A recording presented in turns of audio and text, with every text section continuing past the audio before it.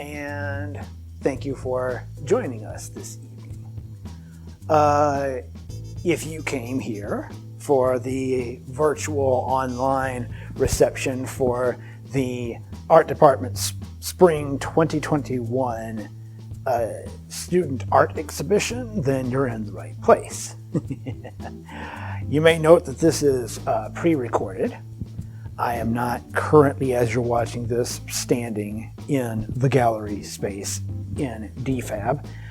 I thought it would be a better way of going about this if I were able to come in here during spring break, that's when I'm recording this, and record without interruptions because there's no one walking through this area.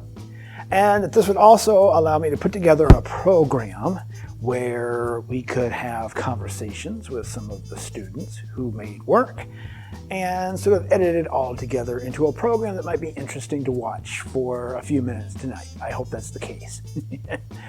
I don't think I've introduced myself. My name is Jason Cole, and I'm a professor of art here at Bethel University.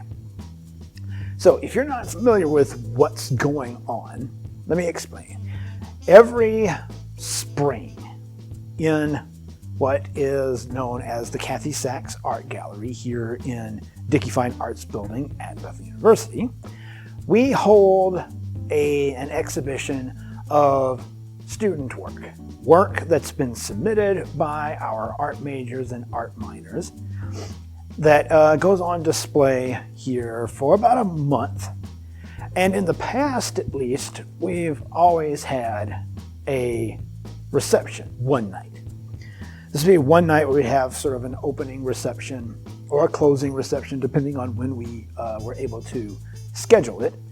And during which we'd have, snacks set out.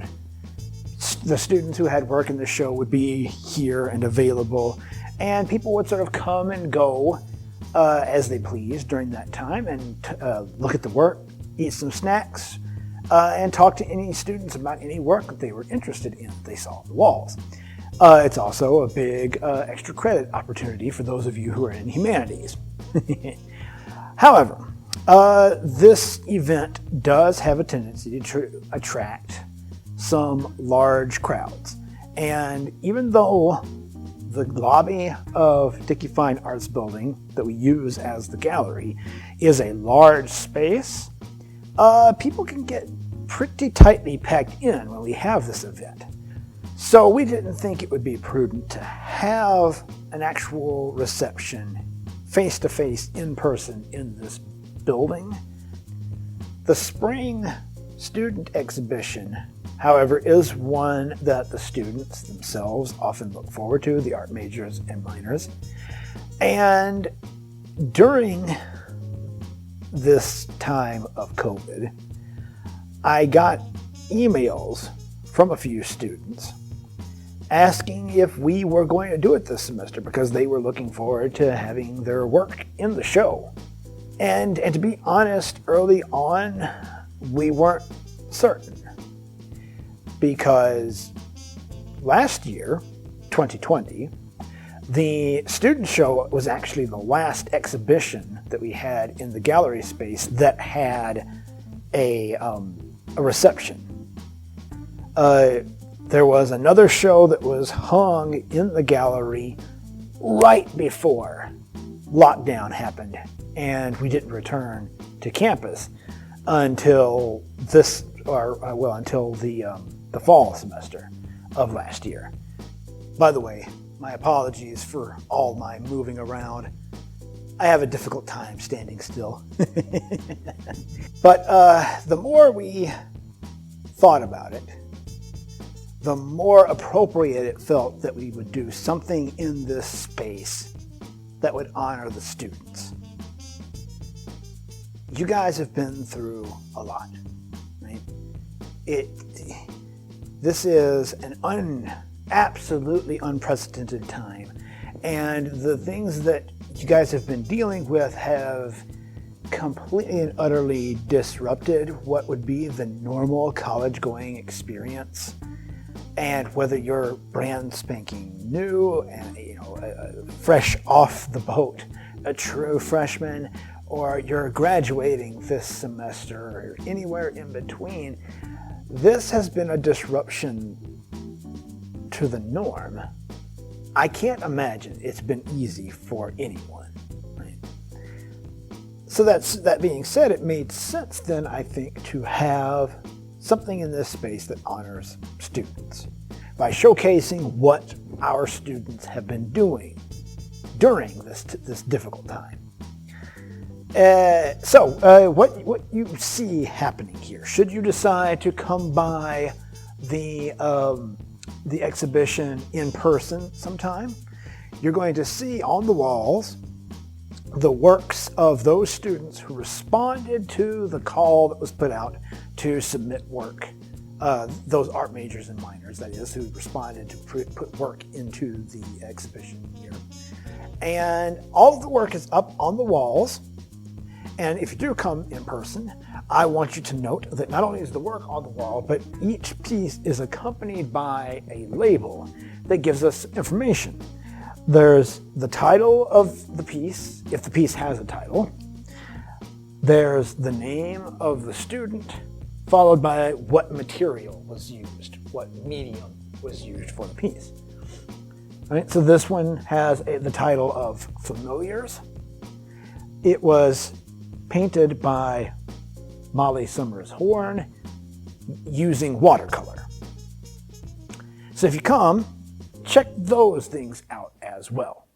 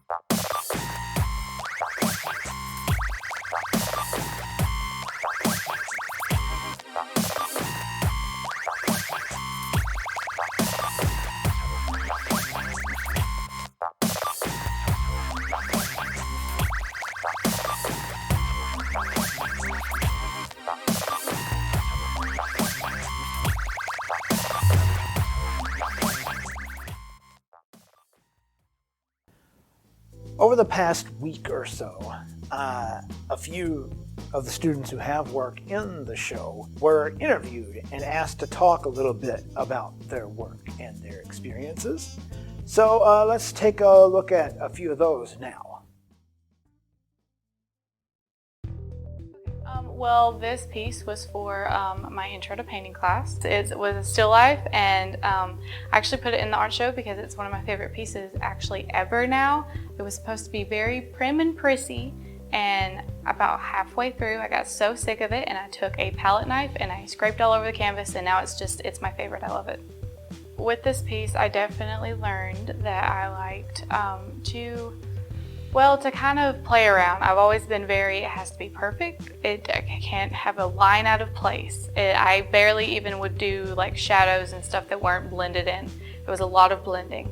So I learned from this piece and in this program altogether that I don't have to be prim and proper, and I can just, do this on my own flow. And I've learned that I really like the style of the scraping with the palette knife and just gesturally painting in general. Okay, well, I guess I'll start with this guy.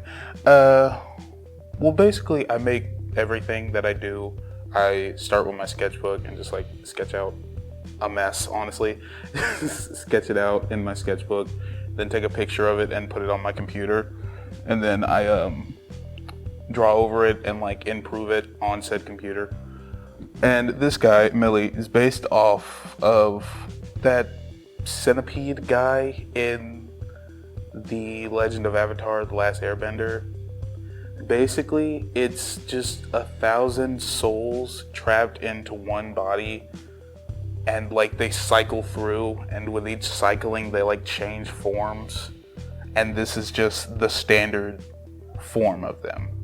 And for the other guy, my roommate plays a lot of Fall Guys, and I really like the little Fall Guys characters, and I wanted to create like a little skin for them, and then I realized this is way too tall for a little Fall Guys skin, but I still ran with it. So basically he's just a rock with moss hands, and I wanted him to be like really cheerful and happy, so I just gave him the little surfer dude sign because I just think that's a really happy sign. I use it's a texture pack. It was a free texture pack on just Sketchbook, the app I use. Basically, I'll take the initial gray color and then I'll cycle through for the lightest gray to the darkest gray, and then I'll take the texture pack, choose the textured paint. That's what it was called, textured paint. I lowered the opacity and then I stippled it on in order to get the really light ones, and then I raised the opacity to get the dark on the very tip of his head, and I just stippled it on there and I laid it flat. And then I went above that layer, changed the color to a dark green, sort of middle green, and then a lighter green, and did the same process on the arms and fingers.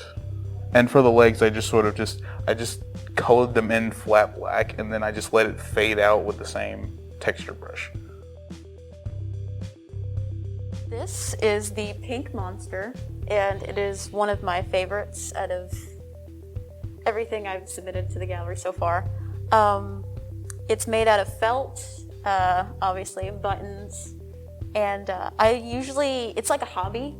I like to make these monsters out of any fabric I can find, but it started out with felt, and this was actually one of the first ones I made. So it's really special to me, and I wanted it in the show because for as long as I've been here, I haven't seen anything like this, like any like stuffed kind of toy represented in an art gallery. So yeah, and I even put this little safety pin in there because, well, it's got to be edgy and cute, like myself. This is my Yarny Ninja, and it's inspired by, so I have a friend who like plays this video game, and the video game has all these little yarn monsters, and so that's what this was inspired by. It was originally supposed to be the Grim Reaper, but it turned into a ninja because of the way it was being wrapped. And I was like, well, let's just make it into a ninja. The string is hanging out, and I even have like holes where it loops through his hands because I thought it'd be funny to represent, the ninja is gonna lasso you kind of thing. Just a ninja with a lasso, because, I couldn't make nunchucks.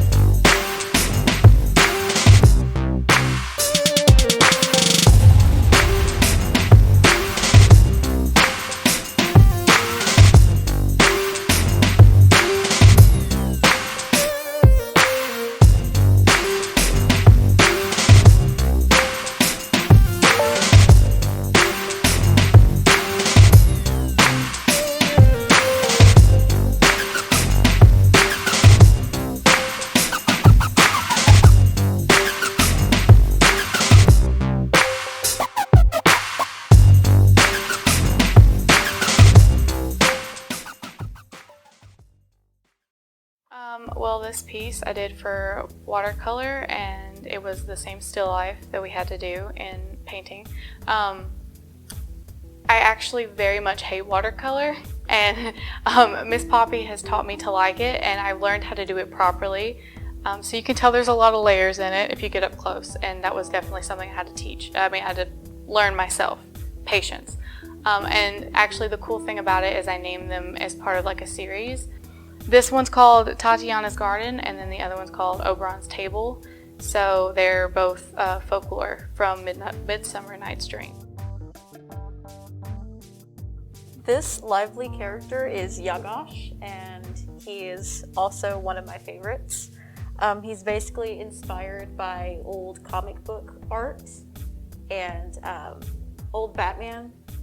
I think he's really cool, especially this little part right here.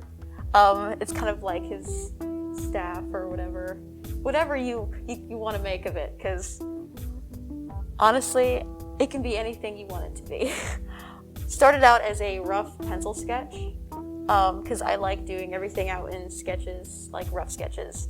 And then what I've got here are pigment liners, and these are really good for outlining drawings and stuff. I left most of the pencil markings on the drawing itself, so you could see where my mind was, the creative process of everything.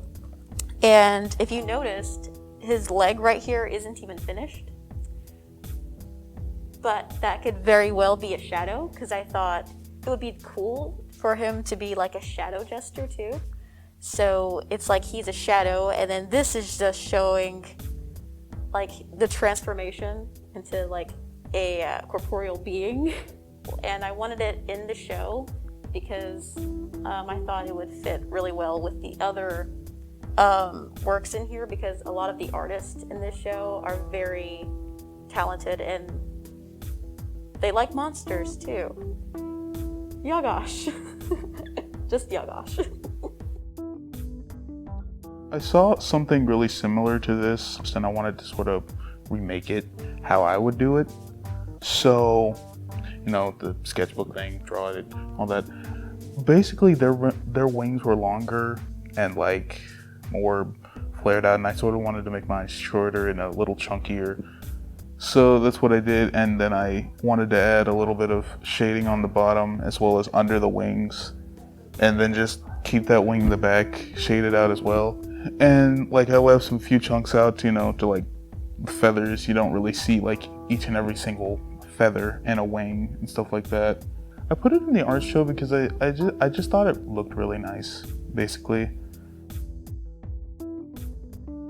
This is my painting familiars. This is Pearl, Frank, and Eunice. They all have very different personalities, and I wanted to convey that in a way without you ever meeting them, to where you could see it. Pearl is very much in charge, and I wanted to make her eyes be the brightest, and she is powerful compared to the other two. Eunice has a kind of a mean side. She'll scratch you when you walk by for no reason, just because she can. And she's very much guarded, and I think that kind of came through with her expression and her demeanor.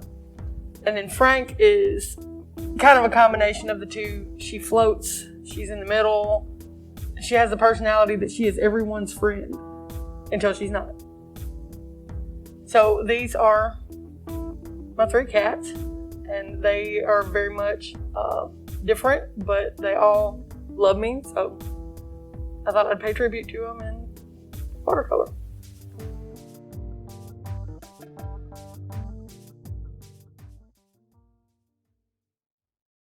Hi, me again. And now I'm recording from home. It's been a busy couple of weeks since spring break, and I never had a good chance to record a conclusion to this thing in the gallery. So here I am recording at home. And to a certain extent, that's kind of fitting, I think. The image that we created for the flyer for the spring student show this year was an homage, really, to what it has been like teaching and learning during this pandemic.